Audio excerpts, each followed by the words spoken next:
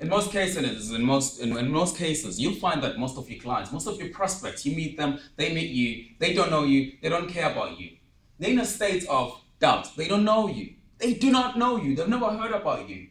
If they've heard about you, they heard about you through an appointment. They want to know who you are. And so when people want to know who you are, they're in a state of worry. They're in a state of expectation. They're in a certain emotional state. And that emotional state, you need to know how to move a client from a certain emotional state of a negative emotional state to a positive emotional state. So an emotional state that affirms you. So an emotional state that makes you an authority. So an emotional state that makes you close the deal. You will never ever close anyone when they feel doubt, when they feel fear, when they feel worry.